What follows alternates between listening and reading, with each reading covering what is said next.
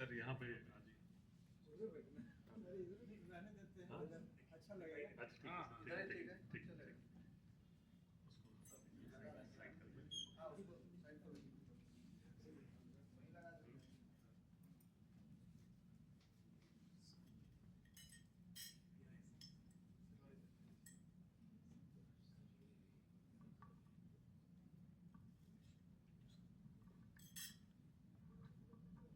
So now we will start with our academic session. Today's three guest speakers are Dr. Tiwary sir, Dr. Ranjan sir, and Dr. Sudhir Kumar sir. So Dr. Tiwary sir needs no introduction to us. He is son of soil, and he has been the director of the Shipunj Eye Hospital, which is now one of the leading retina care center in the eastern part of India. And I invite sir to give his talk on clinical effectiveness of ranibizumab injection in treating retinal diseases in India.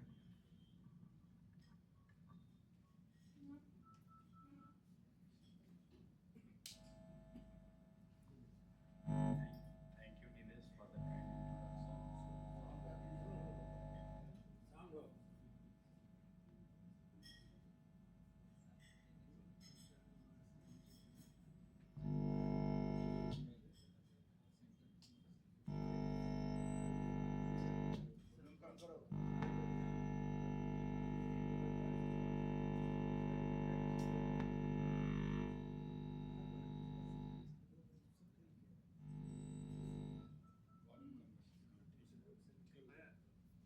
तो उसको of कर दीजिए, podium of कर दीजिए। ठीक है, छोड़ दीजिए हम लोग इसी से। Good evening, all the respected professor, teachers, and colleagues, and I am very thankful to the Sahabad Ophthalmic Club for inviting me here to talk about clinical effectiveness of intravitreal ranibizumab in treating retinal disorders. So, as we all know that retina is the most important part of the eye, since it cannot be replaced by any technology in existing scientific world. It can only be repaired if it gets damaged due to any reason, be it holes or detachment or some swelling, effusion, inflammation, infection, whatever. It cannot be changed. It can just be healed or treated to repair or reattached. So, in that sense, it is very important to diagnose retinal disorders at the earliest, so that we can start the treatment at early and we can prevent any permanent damage to the retinal tissues, which are very important for the visual acuity of the patient and the quality of vision. So, retinal disorders are divided into many categories for subgroups like detachments, then hereditary dystrophies, and then degenerative disorders, then retinal vascular disorders. Here, what we are going to discuss about, one is age-related macular degeneration, especially neovascular AMD, and another is retinal vascular disorders. Why? Because the main pathogenetic mechanism behind all these disorders is the same. That VEGF load inside the eye, which leads to various malformations and problems in the retinal tissues, and that's why treatment is also similar. So we are going to discuss NAMD as well as vascular disorders. So NAMD, that age-related macular degeneration, that macula is affected in AMD, as we all know that it is the central part of the retina, and it is the most important part of the retina, which is responsible for the central vision and visual acuity. And what happens in age-related macular degeneration, this shows this flow chart. Mostly it happens in above 50 years of age, but sometimes it is seen in above 40 also.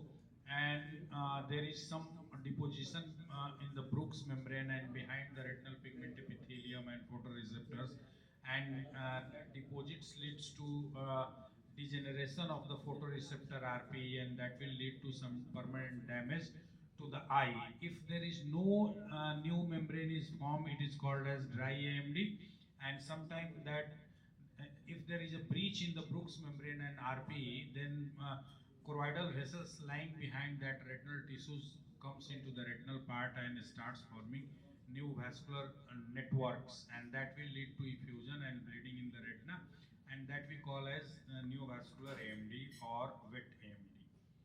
Another important disorder, vascular disorder of retina is diabetic retinopathy. As we all know that diabetic retinopathy is the commonest vascular disorder of the retina, and we also know that diabetes is very common, especially in our part of the world, and India is the diabetic capital of the world, so we are facing a lot of diabetic patients, and at the same time a lot of diabetic retinopathy patients also. So diabetic retinopathy basically, whenever it affects vision, there are two types of diabetic retinopathy which affects vision. One, the most important and most common is diabetic macular edema. It is the most common cause of defective vision in diabetic retinopathy.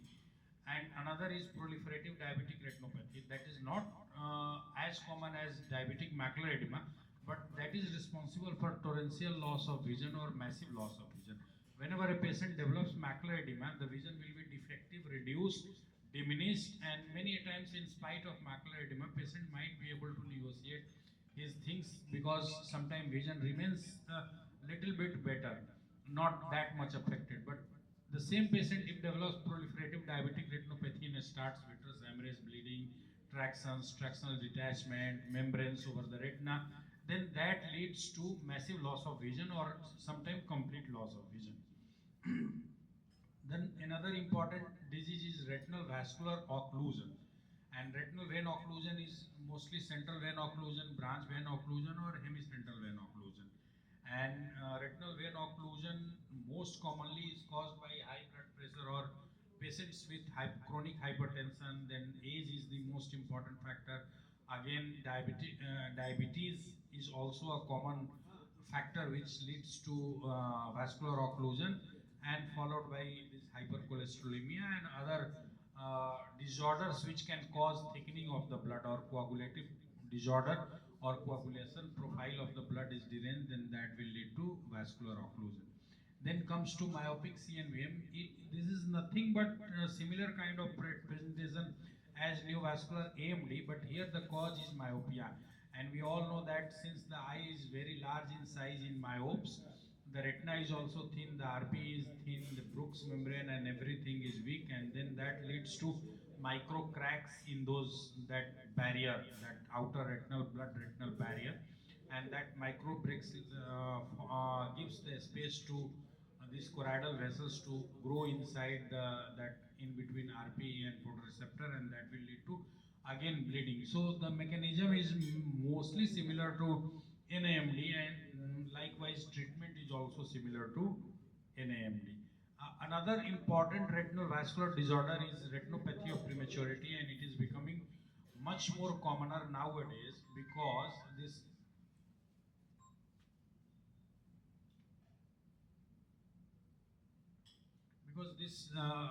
ROP is nowadays becoming common. Why? Because a lot of new generation couples are becoming are facing the challenges of infertility, and that infertility nowadays is being treated most commonly by assisted reproductive technologies, that test tube baby, in vitro fertilization, and a lot of things, and that leads to multiple pregnancies, twin, triplet, quadruplets, and that leads to premature birth, and those premature babies are being saved by modern medical techniques of best NICU cares. Those babies are surviving, but at the same time they are liable to develop ROP, and that is a very dreaded disorder, and if it is not detected on time and treated on time, then that leads to bilateral complete loss of vision in those kids, and that is a massive loss to family, that person, and society, and the country also. So what are the common tools of diagnosis of retinal disorders? Visual acuity, as we all know that vision is the first and most common thing what we do in our clinic and to detect any disorder in the eye. And if vision and visual field is disturbed, then we can think of some posterior segment pathology. Then angiography to see if there is any leakage or whatever. Then OCT nowadays is the most common tool, diagnostic tool, what we all retina as well as anterior segment colleagues are also having, because it gives lots of insight into the disorders of the retina. And at the same time, nowadays OCT angio is also playing a very good role in detecting complex retinal disorders, or sometimes small lesions which remains undetected in conventional angiography and OCT. So coming to the treatment and management, conservative treatments like giving antioxidants, nutrient supplements and all are there, and then avoiding other risk factors like smoking and all in AMD. But the most important thing is anti-VEGF in the correction of NAMD, myopic CNVM and retinal vascular disorders. This chart gives the history of anti-VEGF agents, and pegaptinib was the first and foremost anti-VEGF started, but it was less in potency, and that's why it lost favor and slowly it became obsolete and nowadays no longer available, no longer manufactured and marketed.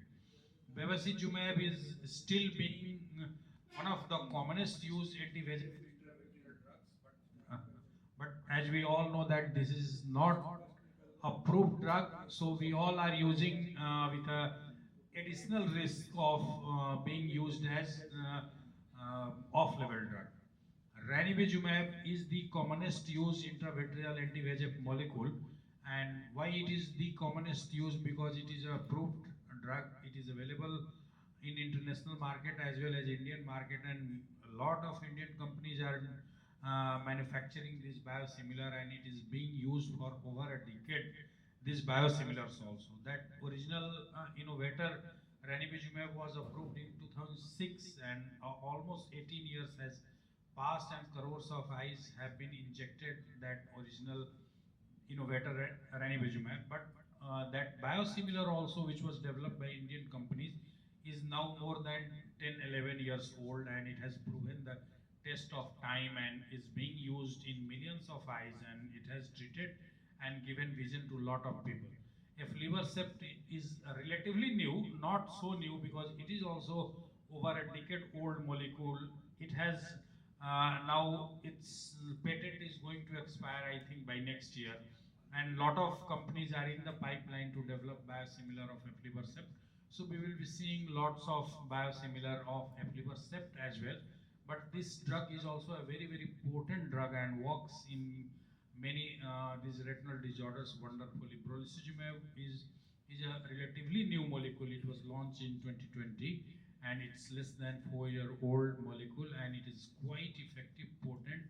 It works wonderfully. It's excellent drying effect in multiple disorders, especially AMD and all those disorders. But there is a little bit of some reports of increased risk of intraocular inflammation with this drug. So it should be used with little bit more caution as compared to other anti-VEGF, especially in young patients with history of recurrent ocular inflammation. In those cases, we should try to avoid this brolucizumab because they are at little bit higher risk of developing adverse intraocular inflammation in brolucizumab group. So our target molecule currently is ranibizumab, commonest used antivascular endothelial growth factor anti-VEGF molecule, and it plays a significant role in vascular leakage and angiogenesis in the development of AMD. And ranibizumab this is the molecular structure, and it is formed by that monoclonal. It is a monoclonal antibody, and it binds to the receptor binding site of active VEGF-A, and that's why it prevents that adverse effect of VEGF, higher load of VEGF present in the vitreous cavity, and that causes this retinal disorder, and that's why VEGF is suppressed, leading to the improvement in the retinal status of the patients of various retinal disorders. This molecule Retijuba has been, I think they are preparing to launch it mankind people, and they have done study. So we have to understand one thing, that once the original innovator was developed, it underwent multiple RCTs, randomized controlled trial, and the most important and primary disease studied was that NAMD only. And once NAMD it was found effective and safe, it was launched, and later on other disorders were also studied, and multiple then retrospective as well as prospective studies has been done, published, and loads of literature is available in support of these anti-VEGF molecules. Whenever these biosimilars were developed, they were basically studied for NAMD only, all those biosimilar. Why? Because the main aim of these molecules were to study the safety, that is it safe in human eye whenever being injected, and another is efficacy in terms of suppression of VEGF. So if a drug is effective in cases of NAMD, then we can safely extrapolate that, since it is almost of similar efficacy in cases of NAMD as compared to that original innovator, it should work in other disorders also, other retinal disorder where VEGF is the main culprit in developing pathogenesis of those disorders. So mostly all those biosimilars were studied in NAMD only, and likewise this mankind product was also studied head to head with NAMD just compared to that original innovator, and this is the model of study they followed. This is just like any other study done. In our centers also we did a lot of this biosimilar study of lupin, and some of the other companies also. Currently also 3-4 trials are going on, and all those trials are generally undergoing. Even aflibercept biosimilar trial is also going on in my center, and all those studies are being done with AMD only, neovascular AMD, no other disease. But once it is found safe and effective, then it is safely given approval also and being used by clinicians also for other retinal disorder indications also. The primary efficacy and endpoint of any new drug is safety profile only, because we have to ensure that drug is not going to cause harm, as the principle of medical science is do not cause any harm. So first we have to ensure that drug is safe, and once safety profile is proven, then we have to see that whether it is effective or not. So whether it has improved the BCVA over the use of 3 months or not, and then outcome measures were seen, the simple adverse effect, then serious adverse effect, and all those things were discussed, and it was found that it is very safe. There were no major adverse event. This chart they will show. This is the demography of the data, study flow chart. Yeah. This is efficacy. They have compared head-to-head innovator versus Retijuba, and it was found of similar efficacy. And immunogenicity was, it was found less as compared to original innovator in their study. Safety, what I was discussing, that safety is the most important thing, and some non-specific adverse event will happen always, like just some congestion or mild pain or sometimes subcutaneous hemorrhage. These things can be ignored, but no major adverse event were noted as compared to that original innovator.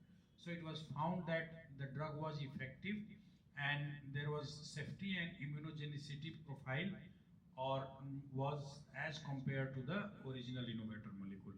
So in this study, they safely concluded that their biosimilar molecule was quite safe as well as effective as compared to original ranibizumab innovator molecule. And ranibizumab being proven drug used for over 2 decades in various retinal disorder and found effective. It has saved millions of eyes. So we can safely conclude that this drug is going to help. And why biosimilars are needed once the innovator is available in the market? Because original innovator has spent huge money, and once the patent expires, all the companies are open to develop biosimilar, and those biosimilar development R&D cost is lesser as compared to original innovator. So the cost comes down. And once we get our drug at a cheaper rate, then that healthcare becomes quite affordable to common people also. So that is a very important factor, because all these retinal disorders, this is not one injection treatment. We have to give repeated injection in majority of disorder, and that leads to a heavy financial burden to all the patients. So we always welcome development of these kind of new drugs, which brings down the cost of the drug and improves the competitive market, so that we are able to offer affordable and low cost treatment to our poor population. Thank you so much for all your attention.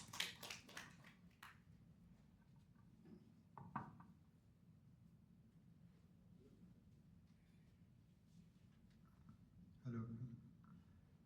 Dr. Tiwary, just a question. How to, this is for the entire segment people, how to confirm that this is a case of ARMD? Because many times it simulates different conditions, and how to manage medically.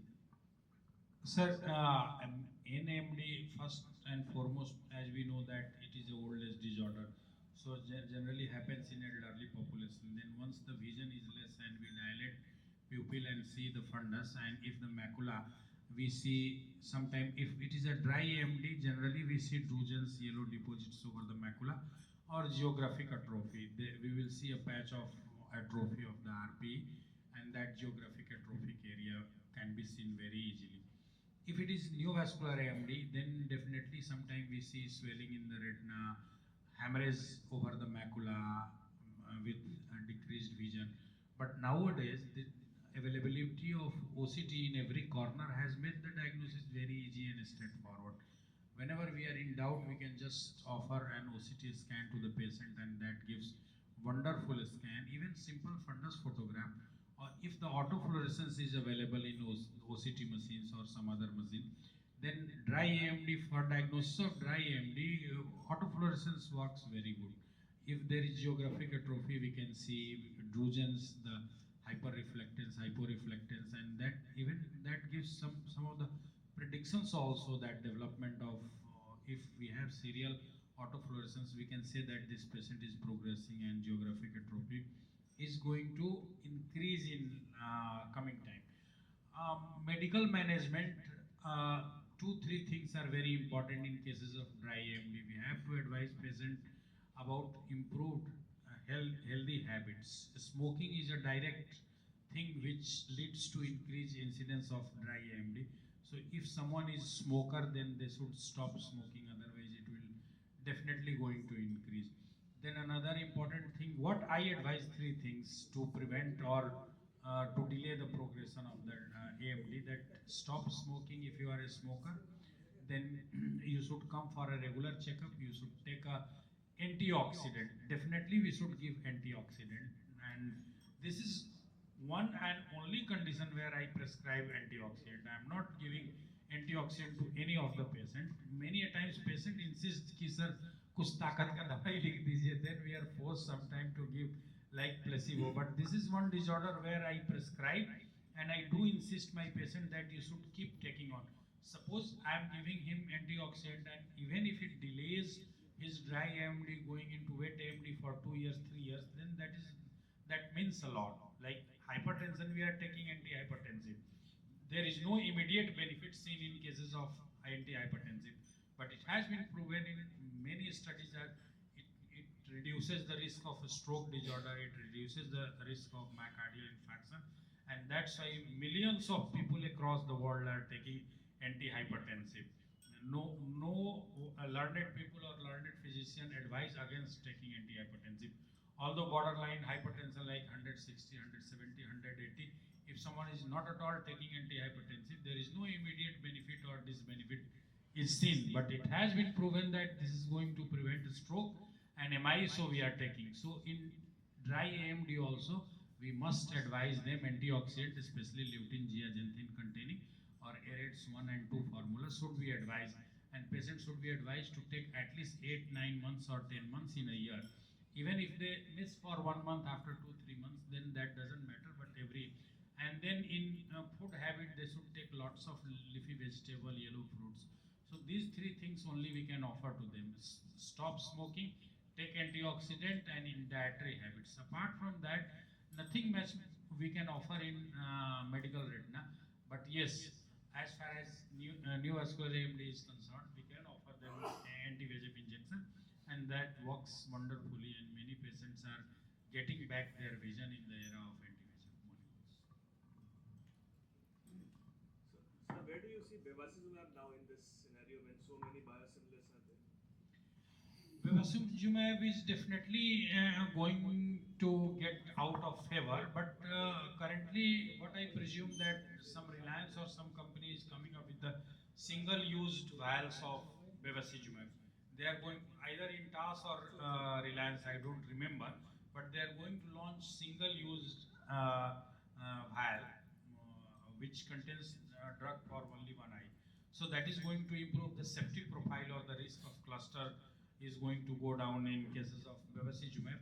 So it should stay. It is a very good drug, and in my scenario, I am always prescribing patients for two factors. One is it is a low cost. Another is many a times as surgical retina, we do use anti-VEGF as adjunct treatment. Suppose I am doing a vitrectomy and after surgery I am seeing a lot of new vascularization here and there, and I presume that this patient is going to rebleed. Many times I am injecting anti-VEGF at no charges. तो एवास्टिन का भायल खुला है, उसमें से थोड़ा लेके डाल दिए, मरीज को बता देते हैं कि इंजेक्शन लगाया, we are not charging. So that liberty is being given by Avastin. So that is a big boon. Or sometime if I am doing surgery and I see iris bleeding, even if cataract surgery I am seeing iris bleeding, or in microscope I see even some streak of neovascularization in the iris where then I am injecting in intracameral also at no charges, because I fear that the patient is having some neovascular component of iris. So that liberty is being given by Avastin. We can inject even without charges. कुछ पुराना patient है, कुछ surgery हुआ था, diabetic retinopathy था, एनवीजी जी, अब जैसे sir diabetes है, विटेक्टमी कर दिए, उसके बाद उसको एनवीजी हो गया, अब दिख रहा नहीं है, पैसा भी दिया है, पेशेंट कितना पैसा लेंगे, तो प्रेशर हाई है, चलो भाई फ्री में लिख देते हैं एवास्टिन फ्री, तो वो हो जाता है फ्री में, बहुत सारा एवास्टिन लगा रहे हैं। वो पेशेंट अपना जिम्मेदारी भी तो लगता है कि भाई जब सर्जरी हमने किया और इसको एनवीजी हो गया तो अब हम कहाँ भेजें, अब हर बार कितना चार्ज लेंगे, तो चलो कर देते हैं, तो एवास्टिन रहेगा।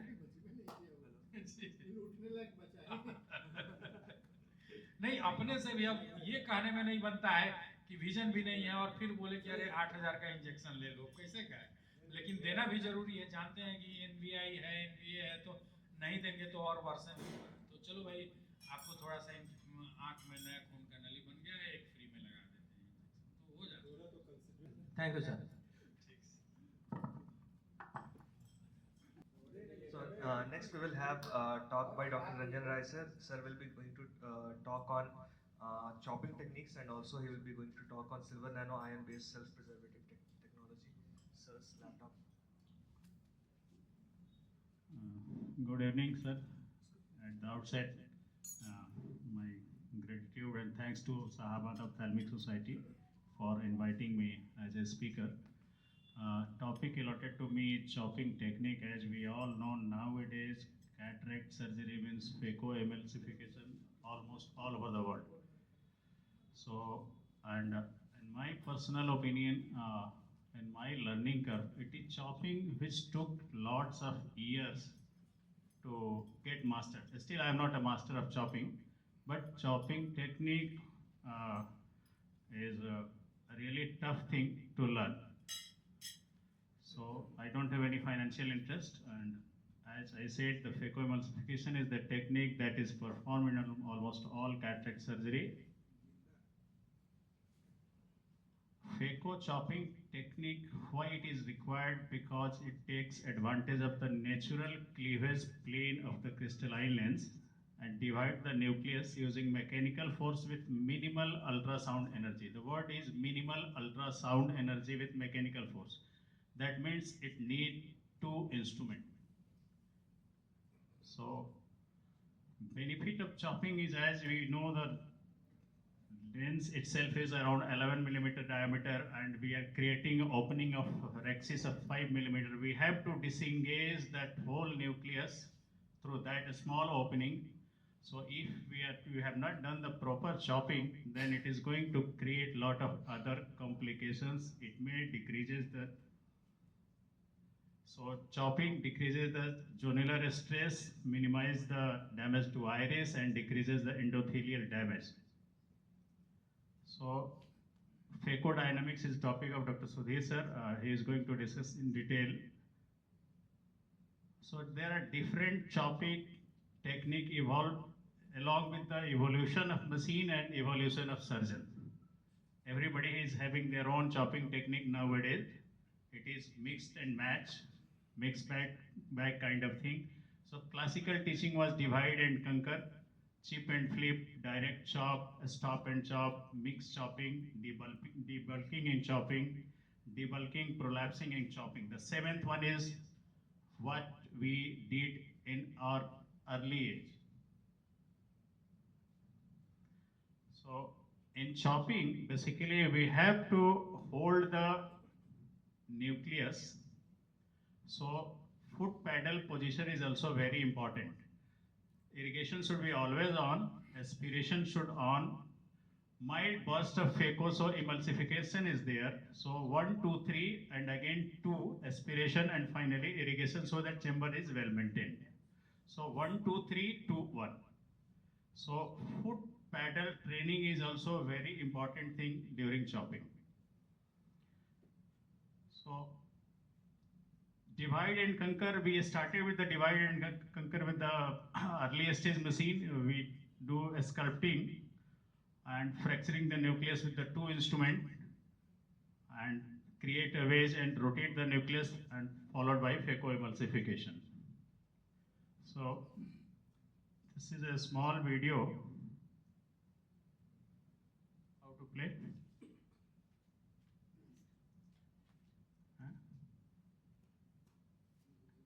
So this is a small video creating a space by putting some phaco power and just burring the phaco tip, holding it, and now it is cracking it. Why here the first chop is failed because of improper holding. So again repositioning it, and now it is horizontal chopping with lateral separation. So this is the usual technique. You have to have a very good hold on the nucleus and then put your chopper underneath the rhexis margin and pull it towards the phaco tip. So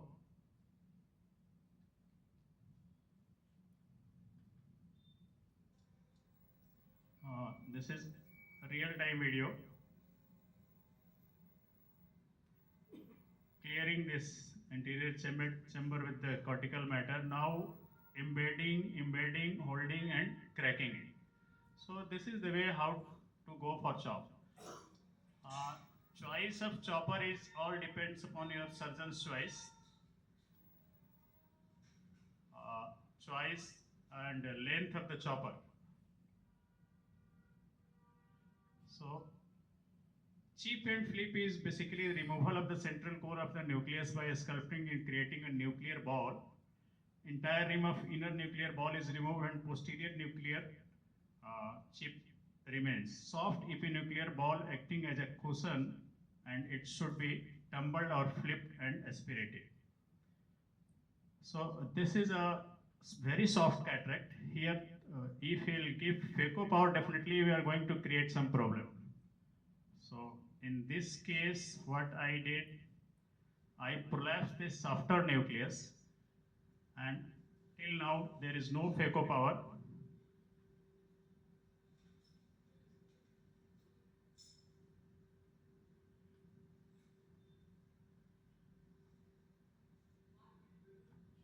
Quadrant removal I am skipping in this case, EP nucleus removal part, and now I am just holding it and removing it.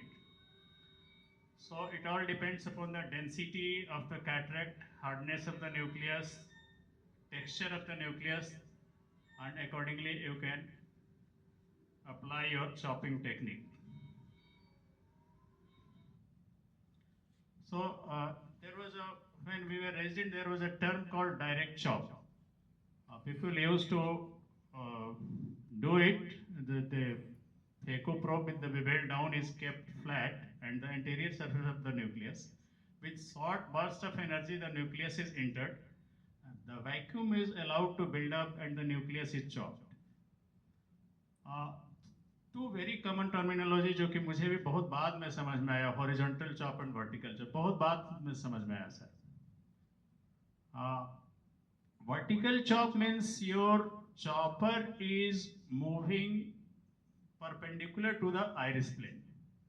You are holding the nucleus in the center and chopper it is moving perpendicular to the iris plane. This is the classical definition of vertical chop. In this you have to hold the nucleus in the center, lift little bit uplift and then press with the chopper and then do the lateral separation. So this is the vertical chopping technique. This you can do with the up to grade 2 or 3 nucleus. Horizontal chop is the most common technique which is in practice. Chopper is passed under the capsular axis and hooked under the lens equator. Here the preferred chopper is the blunt tip chopper, so that you should avoid the damage of posterior capsule. The phaco tip is buried into the nucleus to hold the nucleus in place, and the chopper is then moved horizontally towards the phaco tip. Means phaco chopper movement is parallel to the iris plane. In vertical chop, we are vertical to the iris plane. In horizontal chop, we are moving parallel to the iris plane. And subsequently, the horizontal crack through the nucleus is accomplished when the chopping instrument and phaco tip are moved in opposite direction. So this is a short video of horizontal chopping.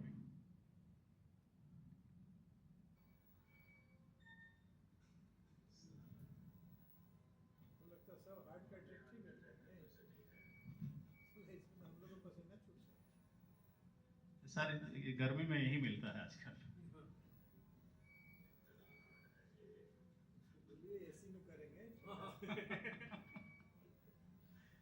So here debulking the central nucleus is important to create some space for your phaco tip. Now hold the nucleus with the high vacuum.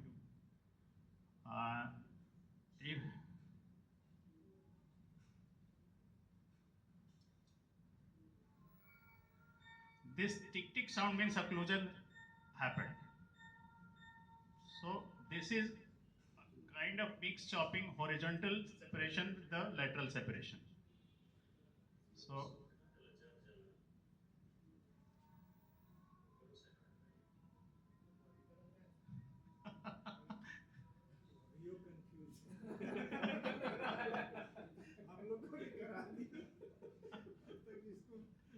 पढ़ना ही नहीं, crack हो जाना चाहिए, पढ़ना ही नहीं, क्योंकि कोई आदमी का रियल मूवमेंट ना तो हॉरिजॉन्टल होता है ना वर्टिकल. हाँ, so it is mixed. It is always mixed. It all depends upon your. किसी को किताब लिखना था वो टर्म निकाल दिया. It also depends upon your elbow angle, wrist angle.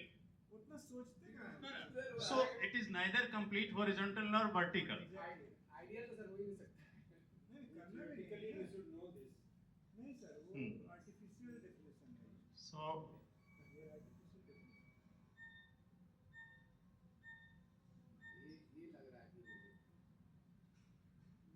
अब इसमें ये पकड़ा इसलिए नहीं कि I was little bit superficial. My phaco tip was superficial. कपड़ा ज़्यादा पहना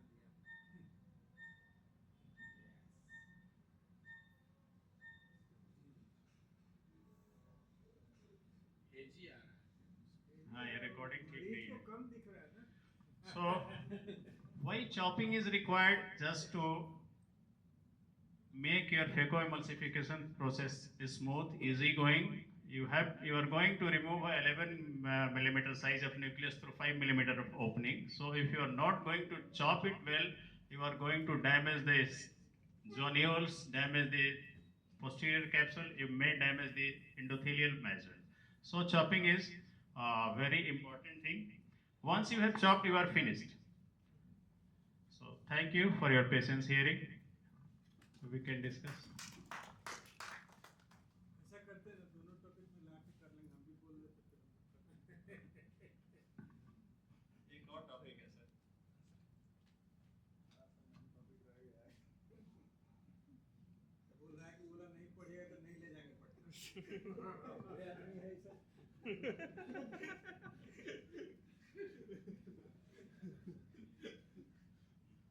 Dr. Rai, in your opinion, what should be the difference in chopping of grade 2, grade 4 and hard brown cataract?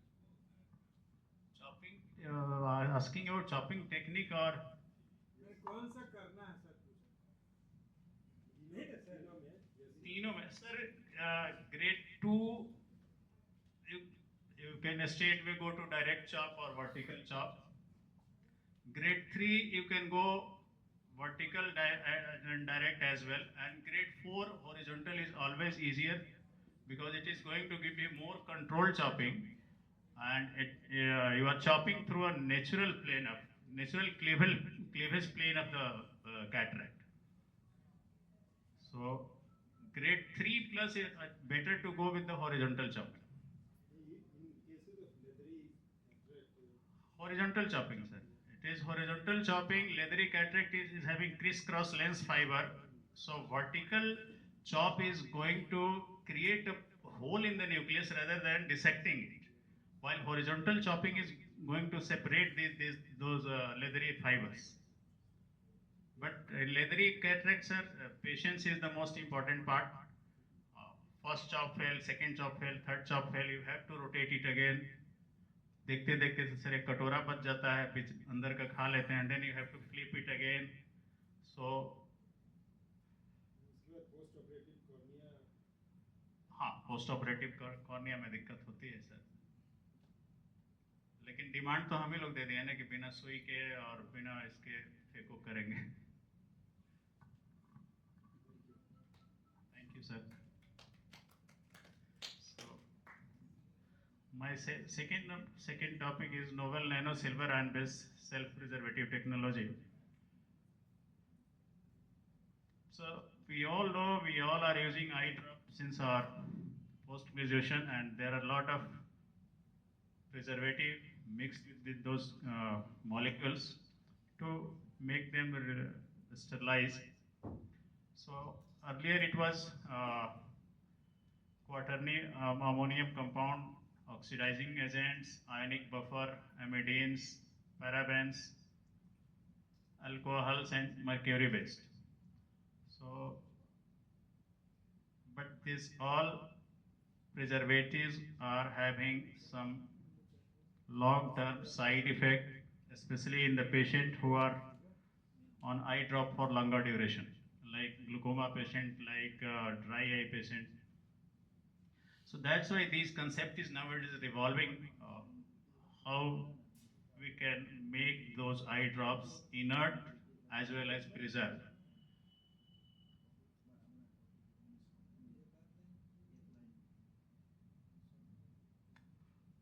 We all know silver is widely used in the history as a bactericidal, fungicidal, virucidal properties since very ancient time, and biological efficacy of silver nanoion is higher due to the high surface to volume ratio. Nano silver ion based antimicrobial technology, it is basically, just I asked what is that, they said कि sir जो plastic का vial बनाते हैं उसी समय हम लोग nano silver ion mix कर देते हैं और whole vial is mixed up with दो सिल्वर आयंस. जब आप उसका बॉटलिंग करते हैं तो that silver ion is going to release gradually, और इस तरह से it is working as a preservative. So this is the concept, and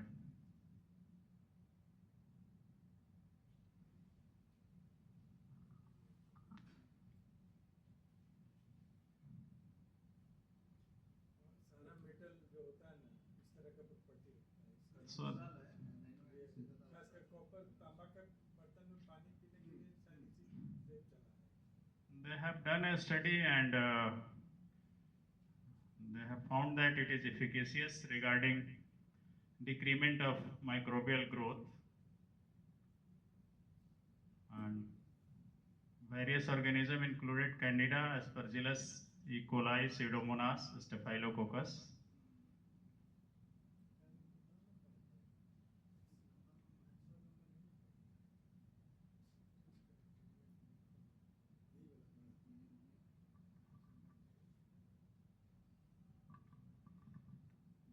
And log reduction at 7 days and 14 days with the sodium hyaluronate eye drop.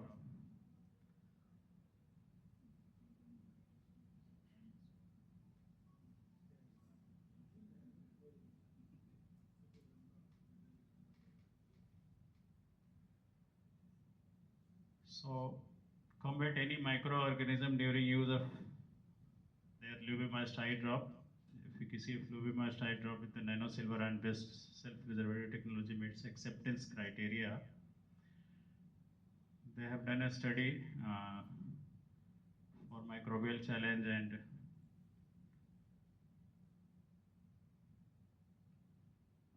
all these studies they have found that this silver nano ion is working as a good preservative without those known side effect of earlier one.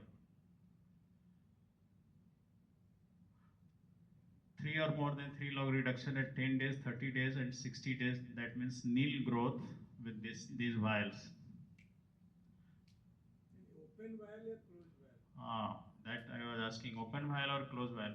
Sir इसमें अभी जो recently study हुआ कि open air में 10 days और 30 days पे open करके रखा, मतलब एक्सपोजर दिया एयर का, तो उसमें नील फाउंड हुआ, मोल्ड, ईस्ट और जो एंटीबैक्टीरियल है उसी का डाटा था पीछे वाला जब दिखा रहे थे।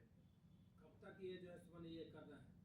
हम लोग का इंटरनल डाटा 60 डेज का मिला है, 60 days up to 60 days after opening the बोतल, यस आफ्टर ओपनिंग द बोतल, और 1 लाख माइक्रो इनोकुलेट किया गया फॉर चेकिंग दिस 1 लाख बाहर से माइक्रो ऑर्गेनिज्म डाला गया, तो वो हम लोग का 60 डेज तक इफिकेसी फाउंड हुआ।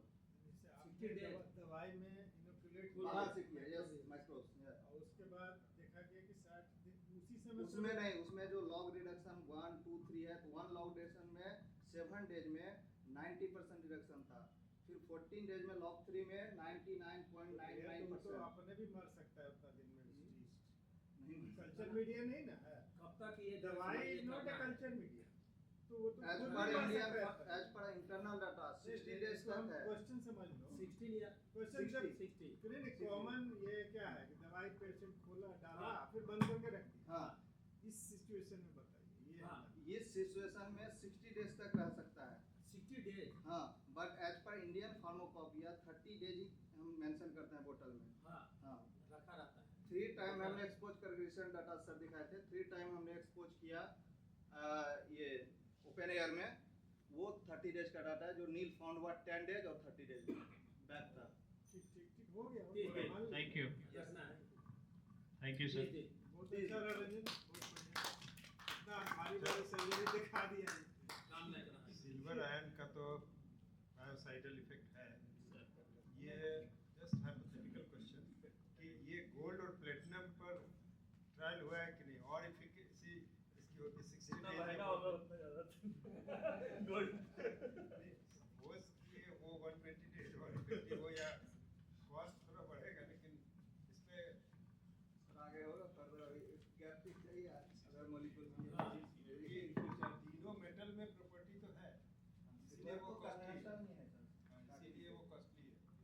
ठीक है। नैनो आयन में उसका ज्यादा हायर एफिकेसी होता है सर, जो उसमें बहुत हायर हो जाता है, दैट्स व्हाई मैक्सिमम टाइम तक वो Thank you, sir, for giving this opportunity by भाई साहब Now we will invite Professor Sudhir Kumar ji. कोई बात नहीं, वाह। सब घर के में क्या इनविटेशन। तो इतना अच्छा सर्जरी देखने के बाद एक दूसरे जूनियर रेजिडेंट बोला, सर मैं ये कर लूँ नेक्स्ट केस के बारे में। को देखा रंजन का जब, तो बोला सर ये नेक्स्ट केस में कर लूँ। अरे भाई इतना भी आसान नहीं है, रंजन करते हैं इसलिए आसान लग रहा था। उसके पीछे उनका कितना साल का मेहनत है और उसके पीछे क्या थॉट है वो जानना जरूरी है। तो फैको हैंड पीस में बेसिकली हम कर क्या रहे हैं, वी आर ईटिंग न्यूक्लियस। तो ईट जो हम लोग का जो नेचुरल टेंडेंसी है, वी तोड़ते हैं, पकड़ते हैं, फिर मुंह में खाते हैं। आपके पास लेकिन जो मशीन है उसमें केवल एक ही ये है, मुंह है, और उसी से आपको करना है। काटना भी उसी से है, खाना भी उसी से है। तो ये कैसे संभव है? तो हाथी से इंस्पायर हो जाइए, वो बेचारे के पास एक ही सूढ़ है, उससे ज़्यादातर काम वो कर लेता है। तो अगर नहीं तोड़ना चाहते तो बता रहे थे डॉक्टर रंजन की पूरा एक साथ खाइएगा तो बिना चॉपिंग का प्रॉब्लम नहीं होगा, ऐसा ही हो जाएगा हालत, मुंह में फंसेगा, कंठ में फंसेगा, इसलिए चॉपिंग बहुत ज़रूरी है। तो अब इसके पहले कि हम लोग जाने कि फैको करने के लिए क्या क्या चीज़, बेसिक चीज़ जरूरी है कि सभी पेशेंट में फैको करना संभव है कि नहीं, सभी के द्वारा या सभी मशीन पर। So you must know who are the best patients for your case, एंड उसके लिए फिर आपको सुपरवाइज ट्रेनिंग लेना होगा। एंड अबाउट मशीन, यानी कि प्रैक्टिस तो इम्पॉर्टेंट है और हमेशा गाइडेड प्रैक्टिस, क्योंकि कहावत है ना कि प्रैक्टिस मेक्स मैन परफेक्ट, लेकिन गलत चीज़ का प्रैक्टिस करेंगे तो गलत चीज़ में परफेक्ट हो जाएंगे। तो इसलिए बेहतर है कि सुपरविजन बहुत ज़रूरी है ना। तो कोई भी चीज़ हम जो जानते हैं, जहाँ तक हम लोग हमेशा बोलते हैं आस्क। आस्क में 3 लेटर ASK, तो आप देखेंगे उसमें के जो है सबसे नीचे है, क्योंकि नॉलेज इज द बेस। और इस नॉलेज को आपको हर, जिसको आप थ्योरी भी बोल सकते हैं, इस you will have to extend it to skill, upgrade it to, इसको थोड़ा ऊपर ले जाना होगा स्किल में। और ये तभी आएगा जब में आप में एटीट्यूड होगा कि हमको सीखना है। तो किसी को देख के आसानी से सीखा जा सकता है, लेकिन सबसे ज़रूरी चीज़ हमको सीखने का जो तमन्ना होता है वो बहुत स्ट्रांग होना चाहिए, और उसके लिए बेसिक नॉलेज बहुत ज़रूरी है। तो फैको में ऐसा क्या है जो हमको जानना ज़रूरी है। तो इसके पहले कि हम लोग बेसिक्स में जाएं, तो कुछ टर्म्स हैं, sculpting, chopping, quadrant removal and epinucleus removal. ये बेसिकली थोड़ा आर्टिफिशियल टाइप का है। ये स्कल्पटिंग का मतलब होता है कि जब हम न्यूक्लियस को बीच में केवल काटते हैं, तो और केवल जैसे लकड़ी पे के ऊपर बढ़ई जो है रंधा चलाता है, उस तरह का चीज़, मूर्तिकार की तरह उसको छीलता है, दैट इज स्कल्पटिंग। हम लोग को भी उसमें वही करना है। And chopping means cutting, and quadrant removal मतलब उसको उठा करके खाना। और इसी का चीज़ का जब सॉफ्ट टिश्यूज में जब हो जाएगा, जो एक्सटर्नल टिश्यू होता है, जो कैप्सूल के पास होता है, उसको बोलते हैं एपीन्यूक्लियस रिमूवल। तो ये सब लोग जान रहे हैं, सब लोग कर रहे हैं, लेकिन मशीन के साथ प्रॉब्लम क्या है कि वो एक ही हाथ है उसके पास, उसी से उसमें 3 चीज़ उपलब्ध है, that is ultrasonic power and irrigation and aspiration. इन 3 चीज़ को मिला करके ही आप उस मशीन को इफेक्टिवली यूज़ करेंगे। तो 2 तरह का टेक्निकली मशीन उपलब्ध है, peristaltic and other one is venturi.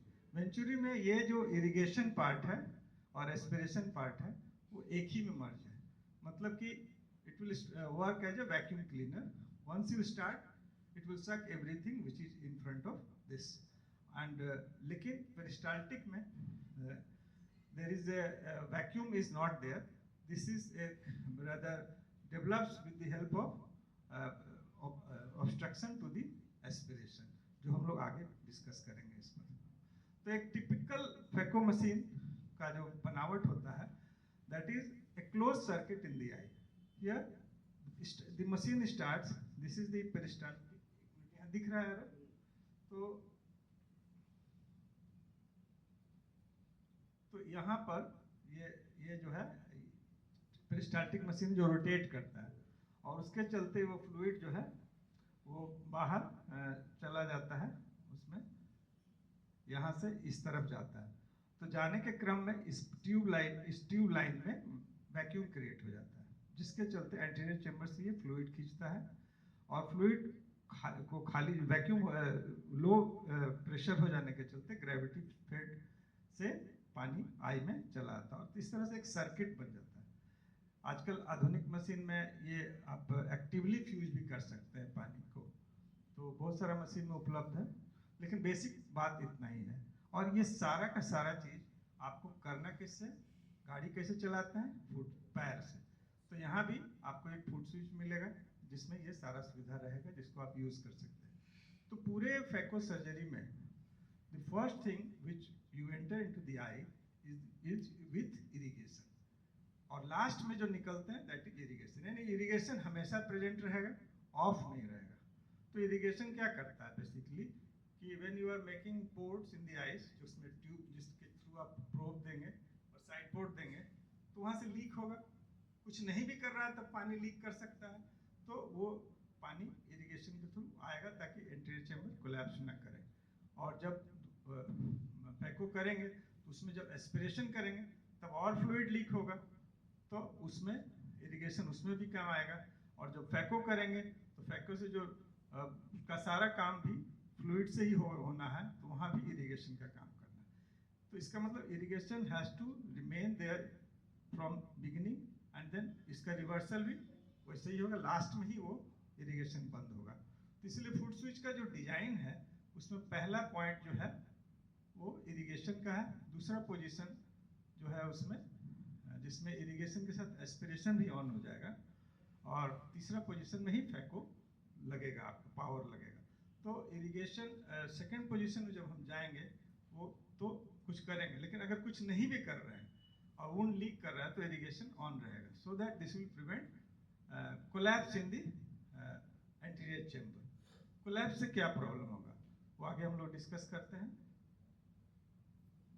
तो एक टिपिकल पेरिस्टाल्टिक मशीन का डिजाइन ये है, जिसमें एक मोटर है जो घूम रहा है और इसमें पिंचेस लगा हुआ जो ट्यूबिंग जो है पिंच कर जाता है, और रबर टाइप का मैंने फ्लेक्सिबल ट्यूब है, इतना ही दूर, और इसमें इससे ये रोटेट करता है तो इसका फ्लूइड इधर से यहाँ आ जाता है और इधर से बाहर वाला गिर जाता है। तो इस लाइन में there is a creation of vacuum, vacuum नहीं बल्कि this is being replaced by other fluid. And now if you block this,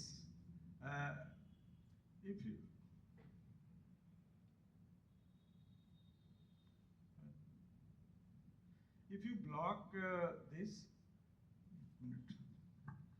tube artificially या समथिंग, कोई भी हाथ से या किसी भी चीज से अगर वहां पर ब्लॉक करेंगे, तो अगर हम इसको यहाँ पर ब्लॉक कर देंगे तो ये पाइपलाइन में there will no flow in this pipeline, so there will be vacuum in this tubing. In cataract surgery, this nucleus, if nucleus blocks this pipeline anywhere, then there will be creation of vacuum. Peristalsis में vacuum तभी बनेगा जब वो tubing में block होगा, लेकिन venturi में ऐसा नहीं है। वेंचुरी में सक्शन ऑन किए, मोटर चलना शुरू हुआ, अपने आप सब चीज खींच लेगा। तो दोनों ही मशीन का अपना एडवांटेज है, इसको हम लोग आगे बात कर सकते हैं। तो आइडियली इस पर हम लोग डिस्कस कर चुके हैं कि जहाँ तक हो सके एक्सेस वुंड लीक ना हो। क्यों नहीं हो? क्योंकि sudden loss of fluid from the anterior chamber या sudden decrease in volume of the fluid in the anterior chamber will cause collapse of the anterior chamber. तो उससे क्या होगा कि आइरिस लेंस डायफ्राम ऊपर आ जाएगा, उसके चलते विट्रियस में कम में बी पुल्ड अप, और उसके चलते पीवीडी या फिर रेटिनल ब्रेक्स हो सकता है। और अगर आप फैको के अंत के पोजीशन में हैं, then you may hit the posterior capsule, जो कि एक डिजास्टर होगा, और कॉर्निया भी नीचे जाएगा, तो उसके चलते उससे भी हिट हो सकता है। तो इसको हम लोग सर्ज बोलते हैं। तो फैकोडायनामिक्स में हमारे पास मशीन में क्या उपलब्ध है? फुट स्विच के बारे में हम लोग, वो मशीन है फुट स्विच जो कि आपको हेल्प करेगा इन सब चीज़ों को लेने में। एक है उसमें एक्वस फ्लो रेट, उसमें मतलब पानी खींचेगा वो। तो इससे क्या फायदा होगा, पानी फैको टिप के तरफ खींचेगा। फैको टिप में 2 एंड होता है, हम लोग सब जानते हैं, स्टील का हॉलो जिससे एस्पिरेशन होता है, और ऊपर प्लास्टिक का स्लीव जिसको उसमें और स्टील प्रोब के बीच से इरिगेशन होता है। तो जितना खींचेगा उतना ही रिप्लेस होगा, और प्लस जो लीकेज हो रहा है वो रिप्लेस होगा, so that anterior chamber remains at a constant volume and does not collapse. तो पानी आप लोग यू मस्ट हैव ऑब्जर्व, जब बरसात में जब नाला में पानी बहता है तो साथ साथ कूड़ा करकट, तिनका, कपड़ा, कागज सब बहता है। तो पानी का फ्लो जो है यहाँ आपको मदद करेगा लेंस न्यूक्लियस पीसेस को आपके टिप के तरफ लाने का, फैको के टिप के तरफ। तो इसलिए इसका यूज हमको तब करना पड़ेगा जब हम उसको होल्ड करके काटने के बाद मुंह में ले जाना चाहते हैं, यानी खाना चाहते हैं, ईटिंग ऑफ द क्वाड्रेंट्स। तो ज़्यादा इसमें उस समय इसका पड़ेगा रोल। स्कल्पटिंग में तो उतना थोड़ा बहुत निकलता है, तो उसमें बहुत ज़्यादा फ्लूइड का एस्पिरेशन का जरूरत नहीं है। चॉपिंग में भी उतना जरूरत नहीं पड़ेगा, लेकिन वहाँ कब जरूरत पड़ेगा एस्पिरेशन फ्लो रेट का, क्योंकि हमको उसमें होल्ड करना है चॉपिंग के समय। होल्ड कब होगा, जब वैक्यूम होगा। और वैक्यूम कब होगा, जब हम लेंस मैटर में प्रोब को डालेंगे और वो पेरिस्टाल्टिक मशीन चलते रहेगा या वेंचुरी मशीन चलते रहेगा और उसको पानी नहीं मिलेगा, तो न्यूक्लियस पीस ही को पकड़े रहेगा और इस तरह से स्ट्रॉन्ग होल्ड मिलेगा आपको। तो AFR अगर आप स्ट्रॉन्ग होल्ड चाहते हैं और तो वो आपको AFR बढ़ाना हो, लेकिन साथ में न्यूक्लियस अगर हल्का है या सॉफ्ट है तो चिपिंग हो जाएगा। इसलिए आपको यहाँ पर बैलेंस करना है, हार्ड कैटरेक्ट है या सॉफ्ट कैटरेक्ट। अगर हार्ड कैटरेक्ट है तो you can safely increase AFR, लेकिन अगर सॉफ्ट कैटरेक्ट है तो उसके साथ ही आ जाएगा। और वैक्यूम तो अभी हम लोग डिस्कस कर लिए कि ये होल्ड करता है और ये डेवलप होता है तभी पेरिस्टाल्टिक में, जो कि जब तक वो ब्लॉकेड होता है। तो पेरिस्टाल्टिक में और पावर जो है वो उसको तोड़ने, छोटा छोटा पार्ट में तोड़ने के काम आता है। तो फैको इमल्सिफिकेशन आप लोग जानते होंगे कि it gives emulsify by vibration of the tip. It can be applied continuously or it can be in pulsed phase। Continuous देने से क्या फायदा होगा और दिक्कत क्या होगा हम लोग डिस्कस करेंगे, और पल्स का डिजाइन क्यों लाया गया इस पर डिस्कस करते हैं। यूजुअली फैको तो हम लोग सेंट्रल जोन में ही करते हैं। सर्च के बारे में we have discussed, creation of tubing and surge collapse वाला हम लोग बात कर लिए हैं। तो फैको इमल्सिफिकेशन कैसे काम करता है, इसके पीछे कई थ्योरी है, शायद कंबाइंड है, ये कोई एक कारण नहीं है। तो पहला कारण इसका है जैक हैमर, जो दिखता है कि वाइब्रेट करता है और it hits the nucleus and breaks the nucleus pieces. Other is जैसे फैकोप्रोब तेजी से आगे जाता है और उसका स्पीड इतना होता है कि सुपरसोनिक है, तो फ्लूइड में भी सुपरसोनिक है, तो उसके चलते उसका जो साउंड वेव है वो और आगे जाता है, उसको भी पार करता है, तो बहुत सारा cumulative sound wave, shock wave create करता है जो कि न्यूक्लियस को हिट करता है, तो फिर उससे भी टूटता है। और इसके बाद जो तीसरा फिलॉसफी है कि जब फैकोप्रोब पीछे की तरफ जा रहा होता है तो काफ़ी तेजी से जा रहा होता है, तो इतना तेजी से वैक्यूम क्रिएट होता है कि उसके फ्लो में न्यूक्लियस पीसेस वापस ये हो जाता है, तो इस तरीका से टूट जाता है। तो इसको अगर हम लोग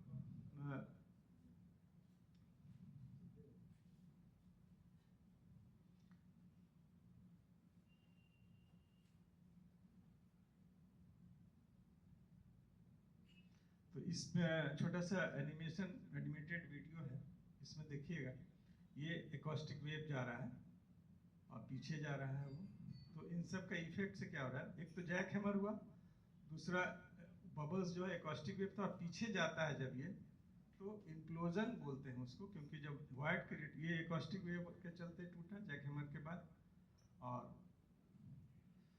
जो जब पीछे जा रहा होता है तो इम्प्लोजन हो जाता है। तो इस तरीका से थ्योरी को हम लोग कर सकते हैं।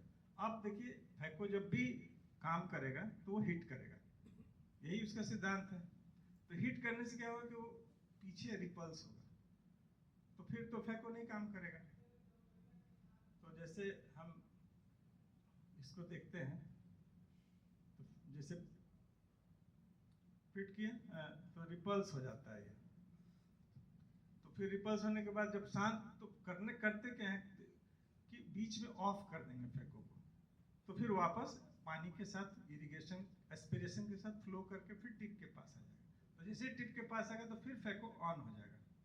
तो इस तरह से उसको पल्स मोड में अगर बदल देंगे तो एक तो एनर्जी भी कम लगेगा और इफेक्टिव भी ज़्यादा हो जाएगा। तो बाकी बहुत सारा कंपनी इससे एक और बेनिफिट मिलेगा कि फैको जब इतना फास्ट मूव करता है, it creates heat, lot of heat. तो अगर वुंड के पास है तो वुंड बर्न करा देगा, एंडोथेलियम के पास है तो एंडोथेलियम को भी डैमेज करेगा गर्म पानी। तो इसलिए छोटा छोटा पीसेस में उसको बांट दिया है ना। तो छोटे छोटे पीस में बांटने से कंटिन्यूअस मोड देख रहे हो लगातार हो रहा है, पल्स मोड धीरे धीरे हो रहा है, और छोटे छोटे बहुत माइक्रो पल्सेस जो है क्रिएट कर रहा है। मूवमेंट देखिएगा इसका, वो कंटिन्यूअस चले जा रहा है, एक रुक रहा है और एक बहुत छोटा छोटा बन रहा है। तो कितना देर फैको काम करता है और कितना देर नहीं करता है उसको बोलते, 1 सेकेंड में कितना देर काम किया, 50% देर काम किया, 50% नहीं किया, then we call it 50% duty cycle. तो किसी मशीन का पावर बढ़ाना है अगर, तो क्या करेंगे, या तो उसका टिप को लंबा कर देंगे, यानी जैसे जैसे फैको पावर मशीन में जो लिखा हुआ पावर अगर उसको बढ़ाएंगे तो फैको का टिप का जो वाइब्रेशन होगा वो ज़्यादा दूर तक होगा। दूसरा तरीका है कि ड्यूटी साइकिल ही आप बढ़ा दीजिए। तीसरा तरीका क्या है, एक तो ड्यूटी साइकिल को बढ़ा के हम लोग उसका पावर को बढ़ा सकते हैं। तो ये 2 बेसिक तरीका है जिसके द्वारा हम पावर बढ़ा देते हैं। और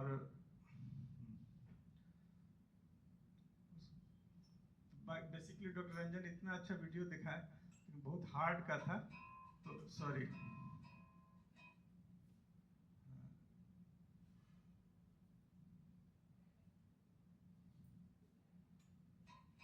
तो ये कैप्सुलोरेक्सिस करने के बाद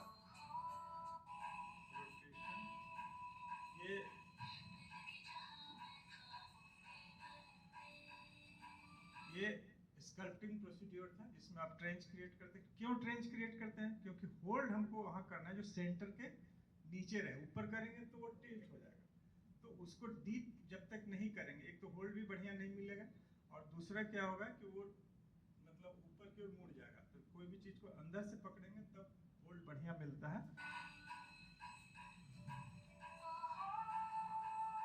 गाना से बता सकते हैं कि वीडियो के कौन सा ईयर का बना हुआ होगा।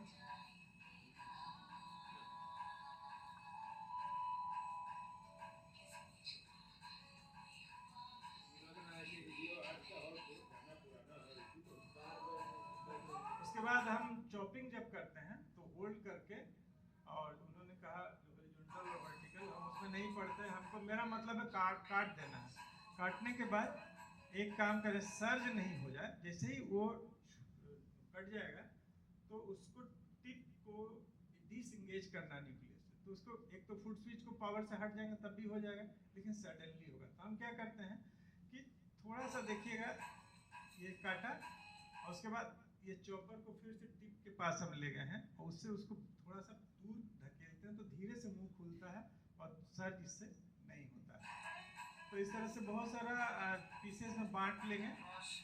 तो अब भी बताएंगे हम लोग कि यहाँ पर वैक्यूम चाहिए ज़्यादा तो हमको सर्ज भी चाहिए, ये एस्पिरेशन फ्लो रेट भी चाहिए। पावर का कोई ज़रूरत नहीं है इसमें, जबकि स्कल्पटिंग में पावर का ज़रूरत था, काटने के लिए होल्ड की ज़रूरत है, तो वैक्यूम कम से कम रखना था, ठीक है, और एस्पिरेशन फ्लो रेट भी उतना ही कम रखना था। लेकिन जब हम नेक्स्ट स्टेप जाते हैं उसको खाने के लिए,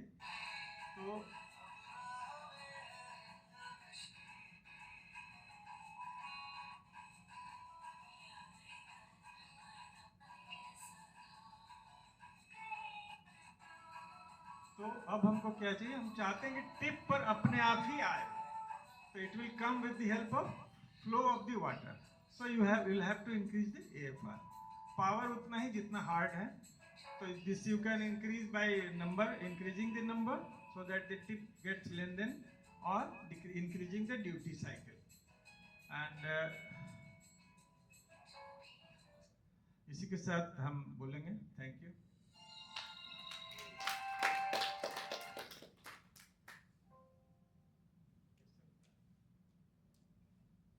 जिसका खाए हैं उसके बारे में बोलेंगे, नहीं तो बोला पटने में छोड़ देंगे।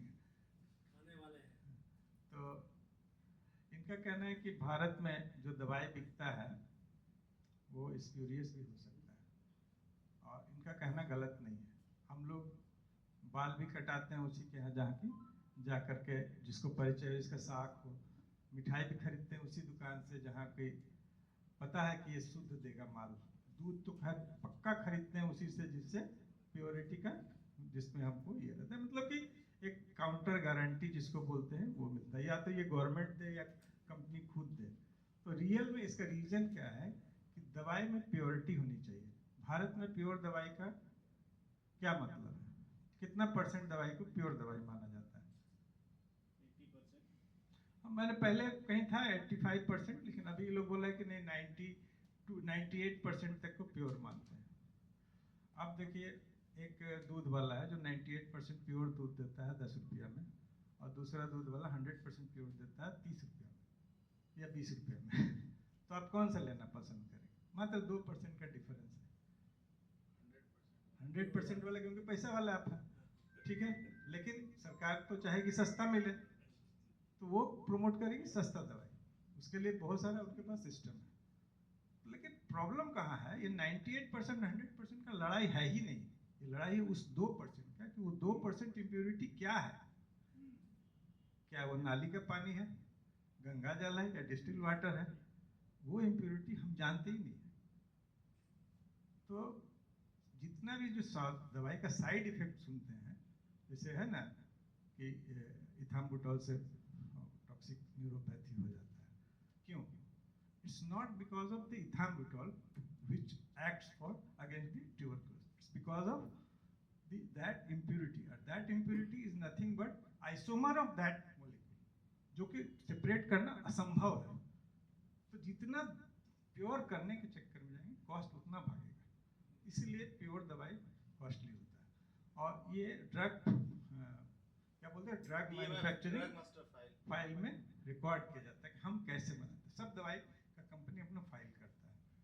आप इसको या तो मान लें या फिर हम काउंटर टेस्ट करें। तो भारत में, बिहार में कहीं ड्रग टेस्ट करने का लैब हो तो हमको बता दीजिएगा, हमको तो नहीं पता है। अभी हम कहीं पढ़ रहे थे इनका, उसमें भारत में 7 बड़े राज्य और 1 यूनियन टेरिटरी में कोई भी लैब नहीं है। तो आपको हमेशा कोई और काउंटर गारंटी लेना पड़ेगा। तो इम्पोर्टेंट ये नहीं है खाली कि इम्प्योरिटी क्या है, कितना प्योर है, इम्प्योरिटी क्या है उस पर भी ध्यान देना है। तो इसी को इन्होंने मॉक्सीफ्लोक्सासिन में लाया जो कि इंटरनेशनल ग्रेड का है। तो इनका कहना है कि जब इंटरनेशनल ग्रेड का है तो वहाँ हार्डर रूल्स है, तो इसलिए हम उसको फॉलो करते हैं जो मेरे डॉक्टर मास्टर फाइल में दिखता है। और इसीलिए इनका इस दवाई को हम भी चाहते हैं कि इसके बारे में लोग जानें। Thank you. Only 105 rupees sir, जो इंटरनेशनल है वो 400, 105 रुपया जो इंटरनेशनल इस सेम क्वालिटी में है वो 400 का है। एक बोतल की जगह 4 बोतल आ सस्ता भी जाएगा। है। हाँ। कारण क्या सस्ता है।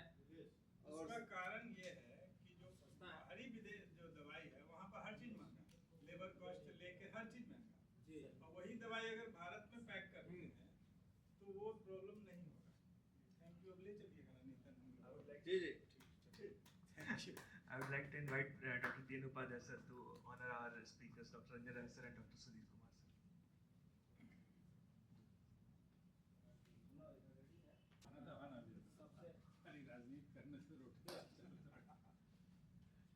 हमारे गुरुजी सुधीर सर, रंजन सर और मेरे मित्र सत्य प्रकाश, आप सबों का बहुत बहुत धन्यवाद।